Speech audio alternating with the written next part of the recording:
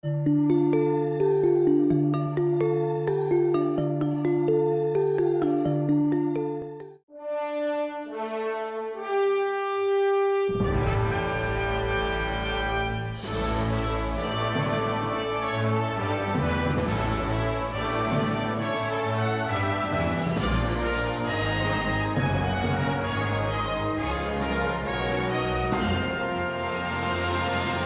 Gavin Haynes, and I'm a Scorpio. Astrology's been helping people figure out who they should be having sex with for the past 4,000 years. Women born in June will find their greatest happiness under the signs of Capricorn and Libra. What do their signs tell us about them?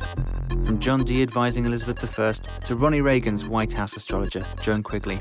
It's a global cult with its own superstars, like US astrology sweetheart Susan Miller. Hello, Scorpio. I bet you don't expect all the goodies that the universe has cooked up for you. Or South America's Liberace of astrology, Walter Mercado. The legend is back. Still the best psychics, now at the best prices. Me, I still had no idea who I should be having sex with. Single people seem like the easiest prey, but perhaps a short course of astrology would help me resolve things.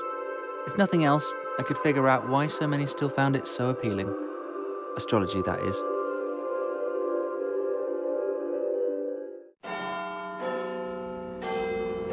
Back in Britain, given how the moon seemed to be turning the colour of blood here since Brexit, this seemed like a good place to start hunting omens.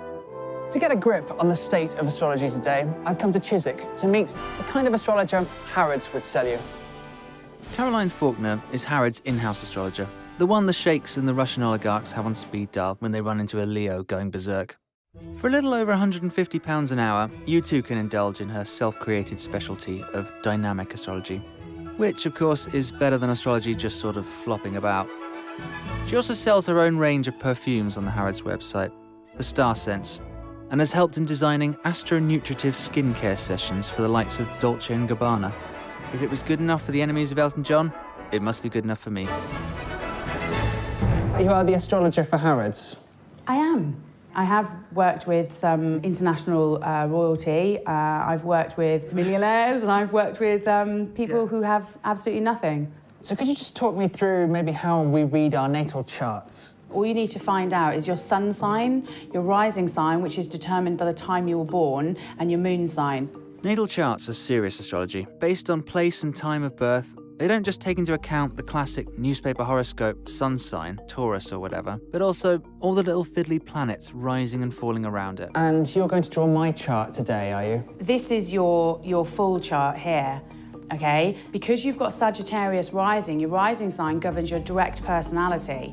Caroline laid it on with an elegant, golden-crusted Harrods spoon.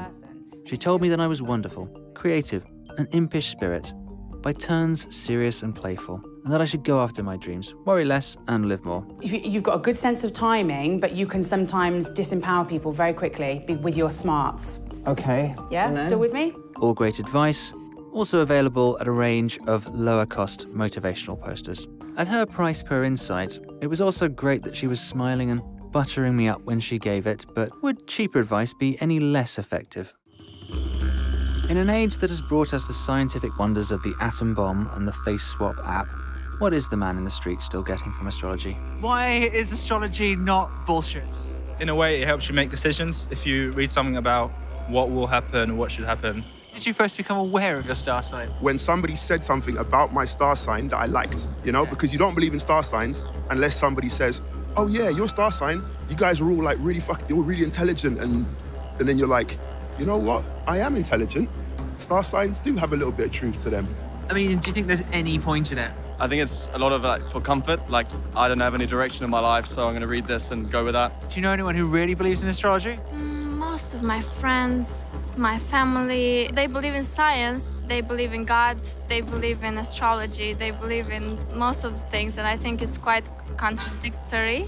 I don't think there's anything wrong with doing something if it's for fun. I certainly wouldn't take anything like that seriously. Like stones or healing powers or what the sky says about your future. Caroline didn't tell me that I'd meet a shaggy, eccentric stranger in a moon-bedecked shirt, but I still thought I'd keep my next appointment with Barry, the £30 a chart owner of the Covent Garden astrology shop. Because I don't speak English. Yeah? I speak astrology.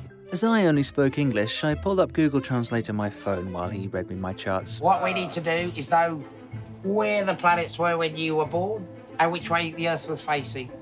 So the first thing I see when I put up the chart, Neptune is rising. You're a deep, passionate man, and you've got huge secrets. But we know you're emotional. We know you're deep. You're one of the most sensitive, caring people in the world. I mean, do you see yourself as the guardian, the custodian of an ancient knowledge, then? Absolutely. Society's prefect? I couldn't always work out whether he was actually oblivious of others or maybe more connected than anyone, but as he sung Age of Aquarius very aggressively at me, then told me about how he'd predicted his own mother's death, I figured whatever he was getting out of astrology, it was pretty strong juice. Trained to be an astrologer.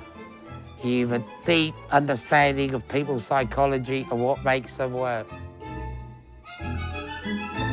Barry was right.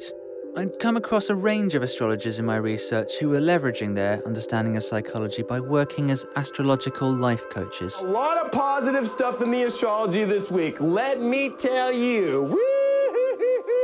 Love and money are the same energy, and it's really appropriate to talk about it when we're in Taurus and Scorpio. When Neptune hits the Saturn, it might feel like the rug is being pulled out from underneath you. I was having ongoing problems with my id, as well as my really shitty Mercury, so I made contact with a woman who could help me balance them all. At £200 a session, she was even more expensive than Harrods and 100 miles from London. But this id thing just had to fucking end, so I drove down impulsively. Long before psychotherapy, astrology was one of the oldest lenses by which humanity could focus on the self. I'm here to see an astro life coach. What sorts of problems do people come to you with? Oh, everything from relationship breakups to work problems to existential crisis. And what do you generally advise them? Oh, I never give advice. Well, got my charts to hand, and let's pull some ancient wisdom out. Okay. Is there an area that you're dealing with at the moment in your life that you would like more clarity or perspective on? I pondered whether now was a good time to tell her about how my id had led me into hanging around outside Lamar's classes, looking for single pregnant women I could seduce, but I decided to keep it vague. I think I struggle with commitment. That's what I see in your chart. Really? Your Scorpio is a freedom lover. Can we just pause for a second?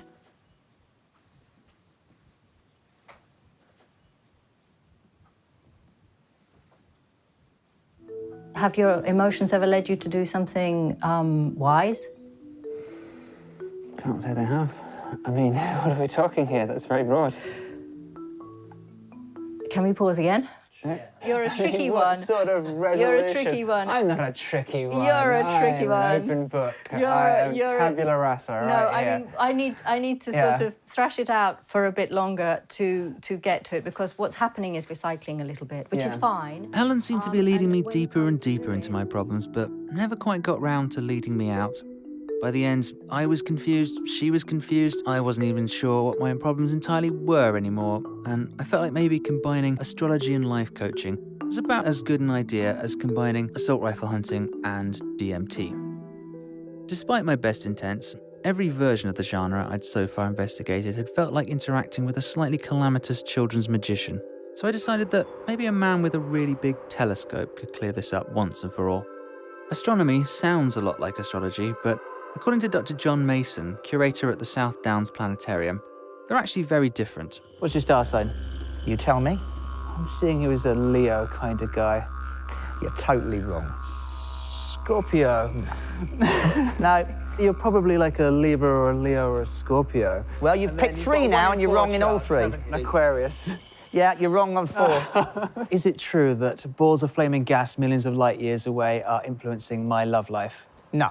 The actual processes themselves going on millions of light years away are not going to be affecting you physically. Do you think astrology could be useful even if it isn't true?